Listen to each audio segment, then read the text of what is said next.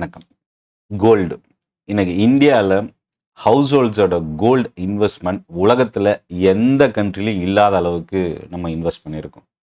நகையாகவும் digital கோல்டாகவும் நிறைய முக்கியமாக ஆர்பிஐயோட reserve. So இந்த மாதிரி பலதரப்பட்ட முதலீடு கோல்டில் ரொம்ப அதிகமாக இருக்குது. இது மற்ற எல்லா கண்ட்ரியை கம்பேர் பண்ணும்போது நம்மளோட இன்வெஸ்ட்மெண்ட் ரொம்ப அதிகம். ஏன் கோல்டு இந்தியாவில் ஹவுஸ் ஹோல்ட்ஸ் அதிகமாக ப்ரிஃபர் பண்ணுறாங்க அப்படின்னா, இது ஒரு சென்டிமெண்டல் திங். முக்கியமாக லேடிஸ்க்கான ஒரு அட்ராக்டிவ் இன்வெஸ்ட்மெண்ட்டாகவும் சொல்லலாம், இல்லை அதை பயன்படுத்தக்கூடிய நகையாகவும் சொல்லலாம். வெட்டிங், சேவிங்ஸு, எமர்ஜென்சி, இதில் எல்லாத்துலேயுமே முதல் சாய்ஸாக வர்றது கோல்டு தான். ஃபஸ்ட்டு விஷயம், ஒரு வீடு வாங்கணும்னு நினைக்கிறாங்க. ரெண்டாவது கோல்டுக்கு தான் ப்ரிஃபர் பண்ணுறாங்க. அதுக்கப்புறம் தான் அதர் இன்வெஸ்ட்மெண்ட்குள்ளேயே போகிறாங்க. ஸோ இப்போது ஃபிசிக்கல் கோல்டு வாங்கினா என்ன ப்ளஸ் அப்படின்னா, என்ன பிரச்சனை அப்படின்னா, பியூரிட்டியில் பிரச்சனை இருக்குது, மேக்கிங் சார்ஜஸ், கவர்மெண்ட் டேக்ஸ் இருக்குது, லாக்கர் சார்ஜஸ் இருக்குது. இன்கேஸ் நம்ம வந்து ரிஸ்க்குக்காக பேங்க்கில் போயிட்டு நம்ம லாக்கரில் வைக்கிறோம் அப்படின்னா அதுக்கு லாக்கர் சார்ஜஸ் இருக்குது. ரீசேல் இஷ்யூஸ், இதுதான் ரொம்ப முக்கியமான பிரச்சனையே. ஒன்ஸ் நீங்கள் இன்றைக்கி கோல்டு வாங்கி ஒரு வாரம் கழித்து நீங்கள் எடுத்துகிட்டு போய் திருப்பி ரிட்டர்ன் பண்ணால் கூட மினிமம் 10% நீங்கள் இழக்க நேரிடும். ஏன்னா இல்லை, இன்னொரு விஷயம் என்னென்னா, வாங்கும்போது டேக்ஸ் பே பண்ணுவோம், ஆனால் கொடுக்கும்போது அந்த டேக்ஸ் நமக்கு ரீஃபண்ட் ஆகாது. மூணாவது விஷயம், அதில் 5 to 10% வந்து நமக்கு கழிச்சிட்டு தான் அந்த ஆக்சுவல் வேல்யூ நமக்கு கிடைக்கும். ஸோ இதில் இப்போது நிறைய பேர் என்ன சொல்லுவாங்கன்னா, ஃபிசிக்கல் கோல்டு வாங்காமல் டிஜிட்டல் கோல்டு வாங்குங்க, கோல்டு ETF வாங்கினா என்ன பிரச்சனை? ஆக்சுவல் கோல்டு கையில் கிடைக்காது. அப்போ கோல்டு ETF-ம் நம்ம வாங்கக்கூடாதா அப்படின்றோம்.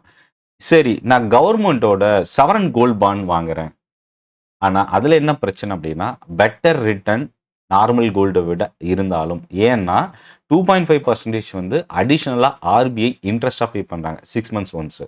அது வந்து நமக்கு ட்வைஸ் இயர் கிடைக்குது. பட் இதுலேயே என்ன பிரச்சனை, லாக்இன் பீரியட் இருக்குது. ஸோ எமர்ஜென்சி ஏதாவது தேவைப்படும் போது நம்மளால் அதை லிக்விடேட் பண்ண முடியாது. ஸோ அப்போது ஸ்டாக் மாதிரி கோல்டை வாங்க முடியாதா அப்படின்னா வாங்க முடியும். அதுக்கு தான் கவர்மெண்ட் முக்கியமாக எக்ஸ்சேஞ்சில் இருக்கிற ஒரு புது product EG, electronic gold receipt, EGR. இந்த எலக்ட்ரானிக் கோல்டு ரிசிப்ட்ஸ் இது நிறைய யாருமே வந்து ஷேர் பண்ணாத ஒரு விஷயம்.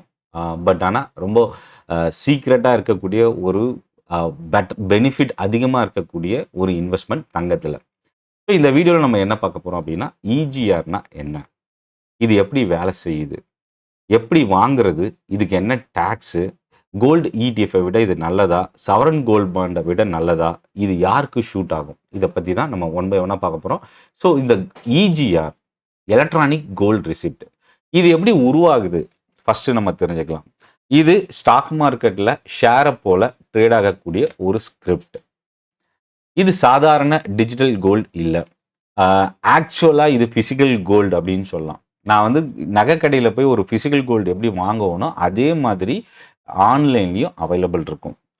இதை எப்படி நம்ம எடுத்துக்கலாம் அப்படின்னா, இன்கேஸ் இந்த EGRல நீங்கள் கோல்டு பர்ச்சேஸ் பண்ணுறீங்கன்னா இதை நீங்கள் ஃபிசிக்கல் கோல்டாகவும் எடுத்துக்கலாம். NSE, BSEயில் இதை வாங்கலாம், விற்கலாம், மற்றவருக்கும் நீங்கள் ட்ரான்ஸ்ஃபர் பண்ணலாம், ஃபிசிக்கல் கோல்டாகவும் எடுத்துக்கலாம். இதுதான் இதில் பிக்கெஸ்ட் அட்வான்டேஜ். செபி இந்த EGR-ஐ அஃபிஷியலி ரெகுலேட்டட் செக்யூரிட்டியாக அனௌன்ஸ் பண்ணியிருக்கிறாங்க, கிளாஸிஃபை பண்ணியிருக்கிறாங்க. இதுதான் இதில் இருக்கிற பெரிய ப்ளஸ். இதில் என்னென்ன அட்வான்டேஜஸ் இருக்குன்னா, இது ரெகுலேட்டட் ஒரு product, transparent price, exchange traded, so செக்யூர்டான ஒரு அசெட். ஸோ இப்போது இது எப்படி EGR வந்து எப்படி இன்ட்ரடியூஸ் ஆச்சு இந்தியாவில்? இந்தியாவில் பொறுத்த வரைக்கும் உலகத்திலேயே பிக்கெஸ்ட் கன்சூமர் இந்தியா தான் கோல்டை பொறுத்த வரைக்கும். ஸோ இங்கே ட்ரெடிஷ்னல் கோல்டு மார்க்கெட் வந்து நிறைய பிரச்சனையும் இருக்குது. என்ன ப்ராப்ளம் இருக்குன்னா, மும்பையில் ஒரு ப்ரைஸ் இருக்கும், சென்னையில் ஒரு ப்ரைஸ் இருக்கும், டெல்லியில் ஒரு ப்ரைஸ் இருக்கும். இது ஒரு பிரச்சனை. ஸோ இதில் என்னென்னா, ஒரே கோல்டு தான், ஒரே ப்ராடக்ட் தான், பட் வேறு வேறு ப்ரைஸு.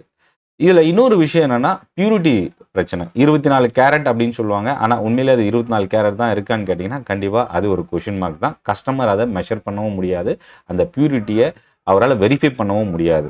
இதில் இன்னொரு விஷயம், ஸ்டோரேஜ் ரிஸ்க்கு. வீட்டில் வச்சா தெஃப்ட் ரிஸ்க் இருக்குது, லாக்கரில் வச்சா சார்ஜஸ் இருக்குது. இல்லை இன்னொரு பிரச்சனைனா லிக்விடிட்டி ரிஸ்க், செல் பண்ணும்போது நிறைய டிடக்ஷன் போகிறது.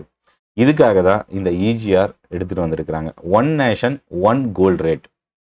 மும்பையில் போய் வாங்கும்போது வேறு ப்ரைஸும், சென்னையில் வாங்கும்போது வேறு ப்ரைஸும் இல்லாமல் ஆல் ஓவர் பேன் இந்தியாவில் நீங்கள் எங்கே வாங்கினாலும் இஜிஆரோட ப்ரைஸ் ஒரே யூனிக்கான ப்ரைஸு, டிரான்ஸ்பரண்ட்டான ப்ரைஸு. இது எப்படி ஃபங்க்ஷன் ஆகுது? 3 சிம்பிள் ஸ்டெப்பு இஜிஆரில். முதல் வந்து என்னென்னா, இந்த ஆக்சுவல் கோல்டு டெபாசிட் செய்யணும். இது எப்படி டெபாசிட் செய்கிறது? இது எந்த கோல்டு வேணாலும் நம்ம டெபாசிட் செய்யலாமான்னா கண்டிப்பாக இல்லை. இது வந்து ஒரு வால்ட் மேனேஜர், வால்ட் அப்படின்னு ஒரு புது சிஸ்டம் இதில் ஆட் பண்ணியிருக்கிறாங்க. நீங்கள் எடுத்துகிட்டு போய் கொடுக்குற ஃபிசிக்கல் கோல்டு ஸ்டாண்டர்ட் பியூரிட்டி போகும், ரிஃபைனரி அக்ரிடிட்டட் ரிஃபைனரிக்கு போகும், குவாலிட்டி வெரிஃபை பண்ணுவாங்க. இதெல்லாம் பண்ணதுக்கு அப்புறம் தான் கோல்டு செபி அப்ரூவ்டு வால்ட்டுக்குள்ளே போகும். அங்கே வெயிட் செக் பண்ணுவாங்க, பியூரிட்டி செக் பண்ணுவாங்க, டாக்குமெண்டேஷன் வெரிஃபை பண்ணுவாங்க. இது எல்லாமே ஓகே அப்படின்னா எலக்ட்ரானிக் கோல்டு ரிசிப்ட் கிரியேட் பண்ணுவாங்க.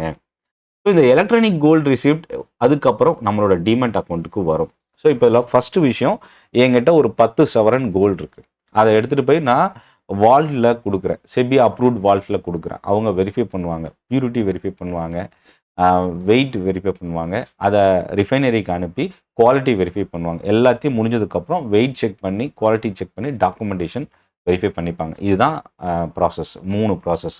இதை முடிச்சதுக்கப்புறம் தான் எலக்ட்ரானிக் கோல்டு ரிசிப்ட் அப்படின்னு ஒன்று கிரியேட் ஆகும். அது நம்ம டிமெட் அக்கௌண்ட்டுக்கு வந்துடும். நம்ம கொடுக்குற அந்த 10 சவரன் நகை நமக்கு டிமெட் அக்கௌண்ட்டில் அந்த 10 சவரனோட வெயிட்டேஜ் என்னவோ அதுக்கு ரிசிப்டாக வந்துடும். இப்போது இது ஸ்டாக் மார்க்கெட்டில் ஸ்டாக் மாதிரி ட்ரேட் ஆக ஆரம்பிச்சிடும். இன்கேஸ் உங்களுக்கு எப்போ பணம் தேவைப்படுதோ அப்போ இந்த இஜிஆரை செல் பண்ணிடலாம். அந்த பணம் நம்மளோட அக்கௌண்ட்டில் T+1 கிரெடிட் ஆகிடும். புரோக்கர், ஸ்டாக் புரோக்கர் மூலயமாவும் நம்ம இதை பண்ணிக்க முடியும். இல்லை இன்னொரு அட்வான்டேஜ் என்னென்னா, நான் கோல்டு கொடுத்தேன், அதை இஜிஆராக கன்வெர்ட் பண்ணி என்னோட டிமெட் அக்கௌண்ட்டில் எடுத்துகிட்டு வந்துட்டேன். இப்போது எனக்கு மறுபடியும் ஃபிசிக்கல் கோல்டாக வேணும் அப்படின்னாலும் நீங்கள் ஆக்சுவல் கோல்டாகவும் எடுத்துக்கொள்ளலாம். இதுதான் இதில் இன்னொரு, வால்ட்டில் இருந்து ஃபிசிக்கல் கோல்டாக நீங்கள் டெலிவரி மார்க் பண்ணி இங்கே எடுத்துக்கலாம். அடுத்தது இதில் யார் யாரெல்லாம் பிளேயர்ஸ் அப்படின்னா, ஸ்டேக் ஹோல்டர் அப்படின்னு சொல்லுவோம். SEBI, stock exchange, depositories. ஏன்னா நீங்கள் வாங்குகிற அந்த கோல்டு இஜிஆர் வந்து நம்ம டெபாசிட்ரியில் தான் வந்து ஸ்டோர் ஆகும். Clearing corporation, vault manager. இதில் அடிஷ்னலாக ஸ்டாக் மார்க்கெட்டில் வால்ட் மேனேஜர்ன்றவங்க இருக்க மாட்டாங்க. ஆனால் இந்த இஜிஆர்னு வரும்போது வால்ட் மேனேஜர் வருவாங்க. இந்த இப்போது இன்கேஸ் என்கிட்ட ஃபிசிக்கல் கோல்டு இல்லை, அப்போ இந்த இஜிஆர் வந்து என்னால் வாங்க முடியாதுன்னா கண்டிப்பாக வாங்க முடியும். நீங்கள் கோல்டு டெபாசிட் பண்ணி தான் இஜிஆர் ரிசிப்டாக நம்ம டிமெட்டில் ரிசீவ் பண்ண முடியுன்றது கிடையாது. நீங்கள் நேரடியாக ஸ்டாக் மார்க்கெட்டில் போயிட்டு இஜிஆர் நீங்கள் பர்ச்சேஸ் பண்ணலாம். உங்கள்கிட்ட கோல்டு இல்லைனாலும் பணத்தை பே பண்ணி பர்ச்சேஸ் பண்ணிக்கலாம். அதை உங்கள் டிமெட் அக்கௌண்ட்டில் நீங்கள் ஸ்டோர் பண்ணிக்கலாம். ஸோ இப்போது என்னென்ன யூனிட்ஸ் அவைலபிள் இருக்குது? 1 gram gold, 10 gram gold, 100 gram gold, 100 milligram gold. So இது வந்து எஸ்ஐபி மாதிரியோ ஸ்லோவாக கொஞ்சம் கொஞ்சமாக நீங்கள் ஆட் பண்ணலாம். இல்லை ரொம்ப ஸ்மால் வேல்யூவிலேருந்து 100 கிராம் வரைக்கும் நமக்கு அவைலபிள் இருக்குது. ஸோ இப்போது இந்த இஜிஆருக்கும் ஃபிசிக்கல் கோல்டுக்கும் ஆல்ரெடி நம்ம சொன்ன மாதிரி ஃபிசிக்கல் கோல்டு டேஞ்சிபிள், அது ஒரு அட்வான்டேஜ். எமோஷனல் வேல்யூ, அது ஒரு அட்வான்டேஜ். ஆனால் making charges, theft risk, purity doubt, resale deductions, இது எல்லாமே நெகட்டிவ். இஜிஆரில் இது ஒரு எக்ஸ்சேஞ்ச் ட்ரேடட், டிரான்ஸ்பரண்ட் ப்ரைஸிங் இருக்கும், no purity tension, safe storage, actual delivery possible.